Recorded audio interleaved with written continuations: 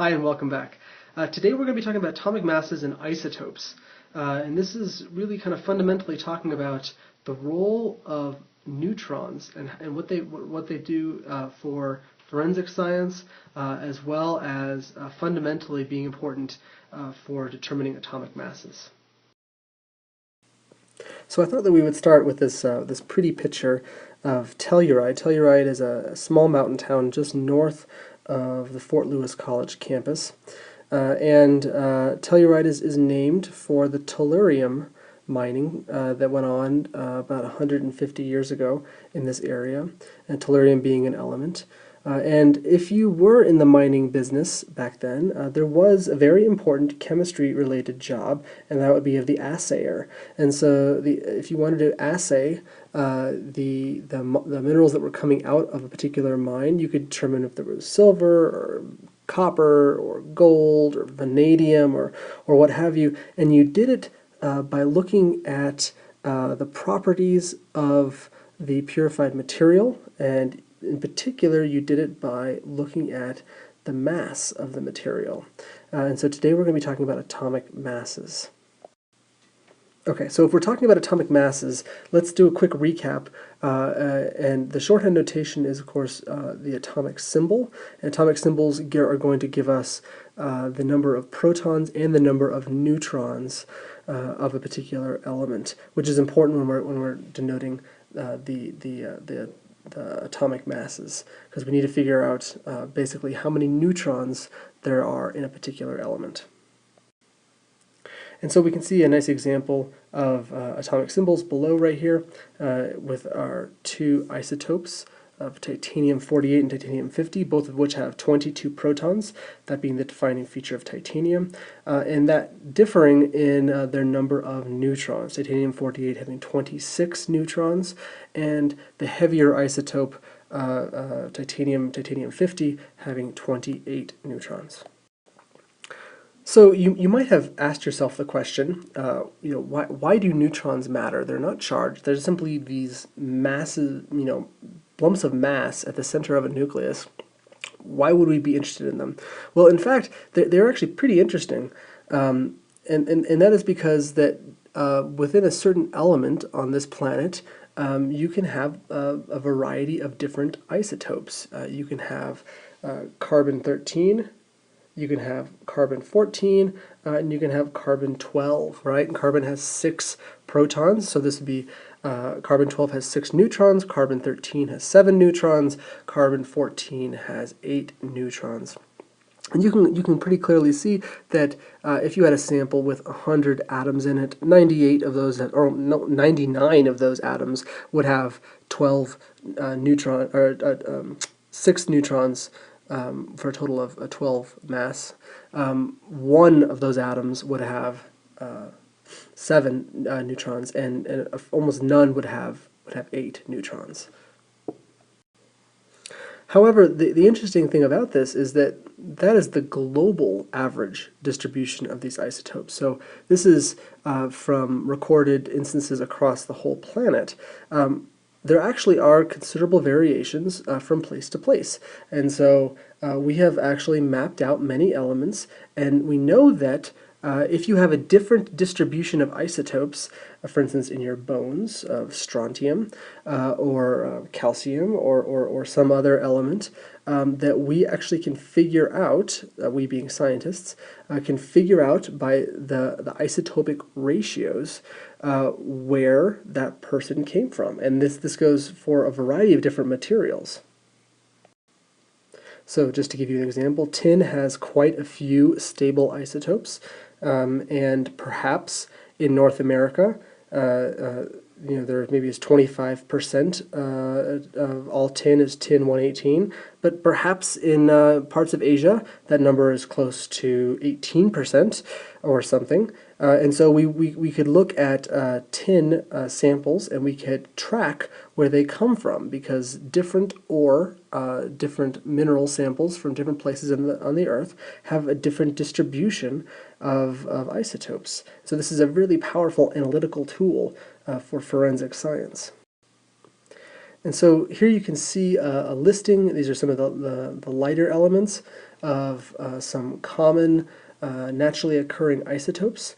And so you can see, for instance, oxygen. Oxygen has oxygen 16, oxygen 17, oxygen 18. All of those, of course, once again have 8 protons, but you're varying the number of neutrons. And one thing I should point out is that we often hear the word isotope and radioactivity, and so it is in fact possible that you can create isotopes that are atomically unstable. So that means that the nucleus is not stable, and that typically occurs when the number of neutrons vastly exceeds the number of protons. So you can see here that in oxygen, of course, in all examples we have 8 protons. And then we're varying the number of neutrons, around 8 to 10. However, if we were to try and find or try and make through a nuclear reaction an oxygen atom with 8 protons and maybe 16 neutrons, that would probably be unstable. The core would be unstable, and it would probably break down into other elements. Okay, so this leads us into the idea of atomic mass. So if one were to look at the properties of any given element, you might see a box like this for chlorine. Chlorine is going to have its name, it's going to have its shorthand elemental symbol, so Cl stands for a chlorine atom.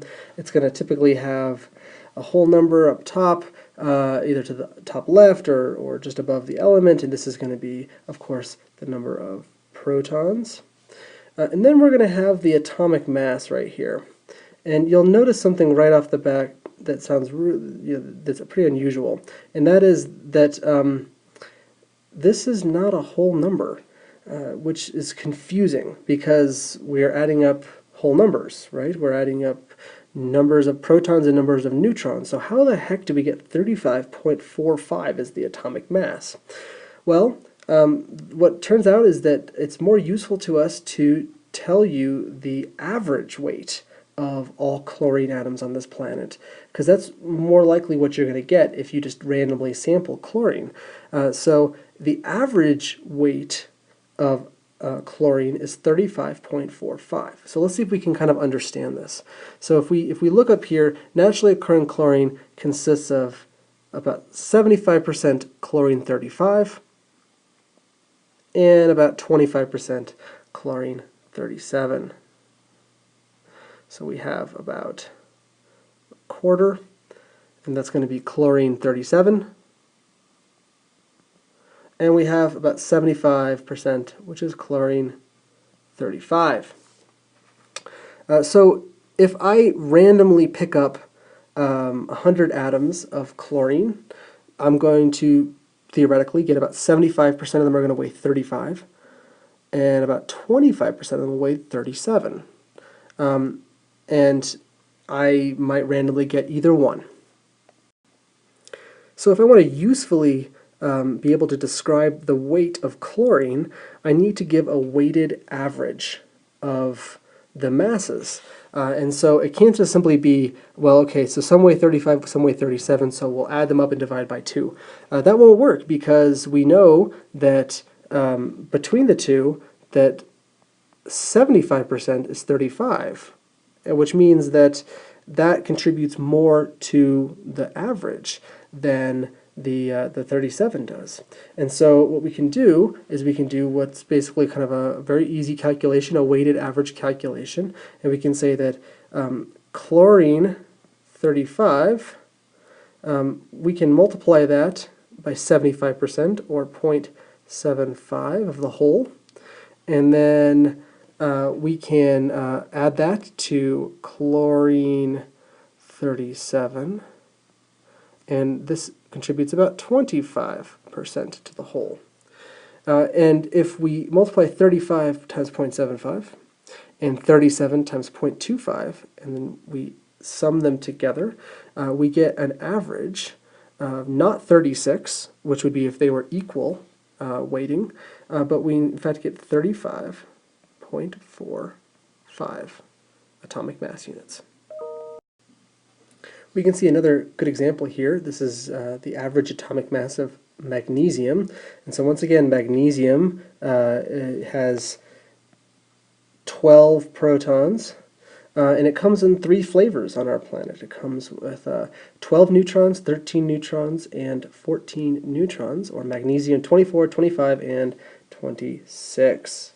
And if you look, it seems that magnesium 24 is by far and away the most abundant, and then we have about 10% and about 11% of the other 2 isotopes. And if you look at the average atomic mass of these 3 isotopes, that it's 24.3. And this, right off the bat, you can kind of see without doing any calculations at all, that this number most closely resembles the most abundant isotope, magnesium 24. It's the closest to magnesium 24. And this is a representation of the weighted average again, that we are weighting our average towards the most abundant. And so we can, once again, we can multiply 24 by 0.79, 79%, and then we can add that to 25 times 10%, and we can add this to 26 times about 11%, and if you go through the calculations, this in fact comes out to 24.30 atomic mass units. Okay, so this is pretty important for the whole of science, because science, whether you're a chemist or not, utilizes molecules frequently, and we don't often talk about individual atoms and how much they weigh. We actually talk about the bulk atomic masses, so the average mass on the planet, because when we're dealing with lots and lots and lots of molecules, lots and lots and lots of atoms, we want to refer to them by their average weight. And so, for instance, if we wanted to talk about something like a molecule, if you remember that John Dalton said that molecules are nothing more than groups of atoms, so maybe we have something like this. Here's methanol, CH3OH. This is wood alcohol. Here's an ad for, or I guess here's a remedy, an antidote for wood alcohol poisoning. Wood alcohol or methanol is pretty bad if you drink it. It actually results in blindness and can result in death. I'm not 100% sure if strong coffee would be sufficient to stop you from dying from drinking wood alcohol. But nevertheless, if you wanted to figure out how much methanol weighs, a molecule of methanol is going to weigh, then very simply you would go to the atomic masses of each of the elements and you would add them all up. So this is the molecular formula for wood alcohol, CH3OH. So we have 1 carbon, 4 hydrogens, 1 oxygen. And so we go to the periodic table, we go to other places, and we see that on Earth, that all the different isotopes, it weighs 12 atomic mass units. It's mostly carbon-12.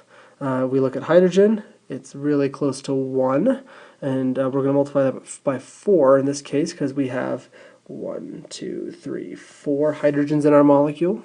And then we have almost exclusively oxygen-16 on Earth, which is why we have almost a straight-off 16 atomic mass of oxygen. So 12 plus 4 times 1 plus 16 gets us a total mass of 32.043, which is the molecular mass of wood alcohol.